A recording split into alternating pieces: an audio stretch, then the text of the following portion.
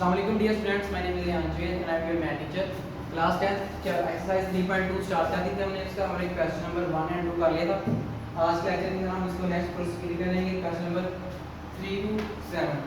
Start करते हैं question number 3।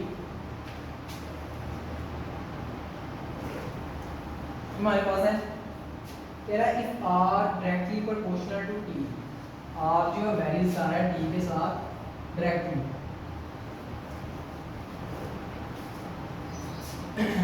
and r is equal to 5, r हमारे पास equal to 5 and t is equal to हमारे पास 8। सबसे पहले क्या कहेंगे, इक्वल का इक्वल लगाएंगे। इक्वल लगाने के बाद हम क्या कर सकते हैं, कांस्टेंट लिख देते हैं। कांस्टेंट माने k लिया। पहले पुट करते हैं, r हमारे पास क्या है 5, k हमारे पास नहीं है तो हम फाइंड कर लेंगे, t भी है 8। 8 यहाँ पे मल्टीप्लाई होगा, इसका जाके डिवाइड तो 5/8 इसकी इक्वल आया 8। ये हमारे पास क्या आ गया और ये हमारे पास इक्वेशन है। उसके बाद इसी पार्ट का नेक्स्ट क्वेश्चन है हमारे पास, तेरा find equation connecting to r and t। अब इक्वेशन हमारे पास बन गई जो कनेक्ट है r के साथ और t के साथ। Also find r when t is equal to 64। कह रहा r फाइंड करें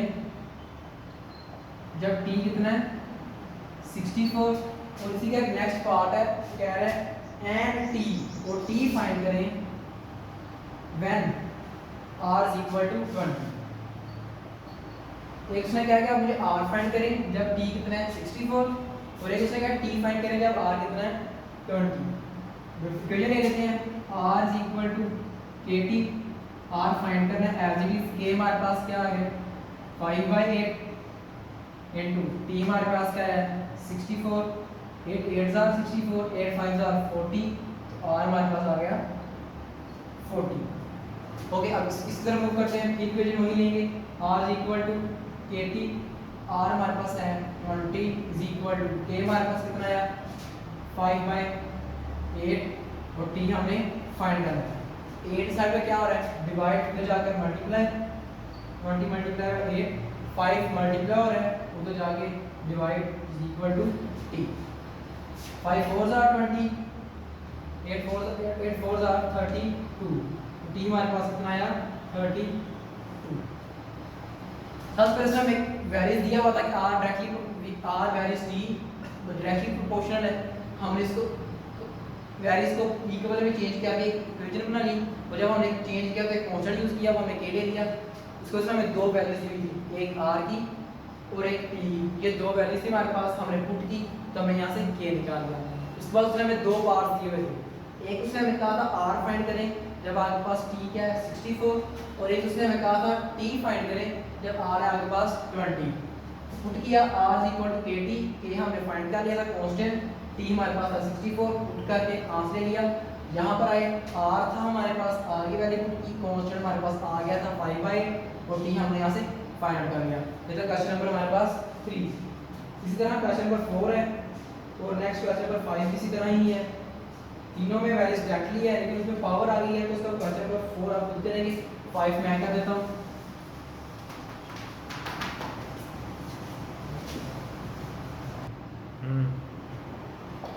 अब हम क्वेश्चन नंबर 4 आप लिखते रहेंगे, क्वेश्चन नंबर 5 मैं कर देता हूँ। वो कह रहे हैं v values r cube, v जो वैल्यूज कर रहा है r क्यूब के साथ, किस तरह वैल्यूज कर रहा है directly, and v is equal to 5, v जो is equal to है 5 के और r is equal to है 3। वैल्यूज का निशान इक्वेशन में चेंज करना है, इक्वल आएगा, इक्वल के बाद एक कांस्टेंट लेंगे, हमने r k ले लिया, साथ में r क्यूब एज इट, यानी हमारे पास एक इक्वेशन। अब इसमें हम ये वैल्यूज पुट करते हैं, v कितना है 5 is equal to k constant है, यहाँ फाइंड कर लेंगे, r कितना है 3, तो 3 की पावर है हमारे पास cube, 5 is equal to k, 3 का क्यूब लेंगे, 3 3s are 9, 9 3s are 27, 27 इस साइड पे मल्टीप्लाई हो रहा है, इक्वल उस साइड पे जाके डिवाइड, तो 5/27 इज इक्वल टू आ गया k। ये हमारे पास कांस्टेंट भी आ गया इक्वेशन भी आ गई। अब उसका जो सा उसने हमें पार्ट दिया हुआ है हम अब वो सॉल्व करेंगे। पार्ट है हमारे पास, कह रहा है find r when v is equal to 625। R find करें जब v कितना है 625। ठीक है, इक्वेशन वही लेते हैं, v is equal to kr cube, values put करेंगे। v हमारे पास कितना है 625 इज इक्वल टू k हमने फाइंड कर लिया 5 by 27 into r cube, r हमने फाइंड करना है। 27 इस साइड पे डिवाइड, इस पर उस साइड पे जाके मल्टीप्लाई, 5 इधर मल्टीप्लाई और r के साथ उधर जाके divide, r is equal to r की क्यूब। 625 को मल्टीप्लाई बाय 27 के साथ, 625 multiply by 27 and divided by 5, तो आया हमारे पास 3375 इज इक्वल टू r की क्यूब की। हमें चाहिए सिर्फ r की क्यूब नहीं, तो क्यूब को खत्म करने के लिए क्या लेंगे, क्यूब रूट। देखिए cube root on both side, on both side cube root ले लेते हैं। 3375 का cube root is equal to r की 3 और उसका क्यूब। ये क्यूब रूट से खत्म, तो r आ गया।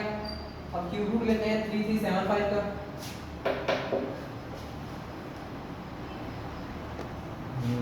ओके जब हमने क्यूब रूट लिया 3375 का, हमारे पास आया 50 और हमारे पास आया 50। सबसे पहले तो हमें वैल्यूज दिया हुआ था, हमने इक्वेशन में चेंज किया, कांस्टेंट लगाया, वैल्यूज दी हुई थी, वहां से हमने कांस्टेंट की वैल्यू निकाल ली। उसके बाद उसने हमें एक क्वेश्चन दिया हुआ, उसका नेक्स्ट पार्ट जो था r फाइंड करें जब v हमारे पास हो 625, वैल्यूज पुट की तो हमारे पास क्यूब r क्यूब किसकी इक्वल आया 3375। उसके बाद हमने रूट ले लिया, क्यों लिया, क्योंकि हमें r की वैल्यू चाहिए थी, r क्यूब की नहीं चाहिए थी, तो r आया हमारे पास 50। कैसे मैं 4 मैंने मिस किया वो भी इस तरह ही है, इक्वेशन बन जाएगी r is equal to k t square. इस तरह हम उसको नेक्स्ट प्रोसीड कर लेंगे। नेक्स्ट हमारे पास question number 6 and 7। Next question number 6 है हमारे पास, क्या है, if w varies directly as u cube, w varies directly to u cube and w is equal to 81, w कितना है 81 and u कितना है 3 and u is equal to 3। Okay, सबसे पहले वैल्यूज को चेंज करना है, इक्वेशन में इक्वल आया, बाद में constant and then u cube, w is equal to आ गया k u की क्यूब के वैल्यूज पुट करते हैं। w कितना है 81 is equal to k, constant find कर लेना है हमें, u कितना है 3 और उसका cube. 81 is equal to k over 3 का लिया क्यूब तो 27 आया, 27 मल्टीप्लाई और उधर जाकर डिवाइड इज इक्वल टू हमारे पास k के। अब हम 21 को डिवाइड बाय करें 27 से, तो है हमारे पास 3, तो k कितना है हमारे पास 3। इसका नेक्स्ट फर्दर पार्ट है, तो कह रहा है फाइंड करें w जब u हो 5, w फाइंड करें जब u कितना हो 5। इक्वेशन लेते हैं यही, equation 1 w is equal to k u की क्यूब, w फाइंड करना है, k हमारे पास आ गया है, कितना है 3, u कितना है 5 और उसका क्यूब। 3 5 का क्यूब 125, 125 को 3 से मल्टीप्लाई करें तो 375, तो w हमारे पास 3 पर आया 375। वही क्लास क्वेश्चन नंबर 6 था हमारे पास डायरेक्टली। अब जो नेक्स्ट हमारे पास जितने भी है ना 13 तक वो है यूनिवर्सली, तो हम अपने नेक्स्ट लेक्चर के अंदर सारे कंप्लीट करेंगे। आज के लिए क्लास इतना ही, थैंक यू।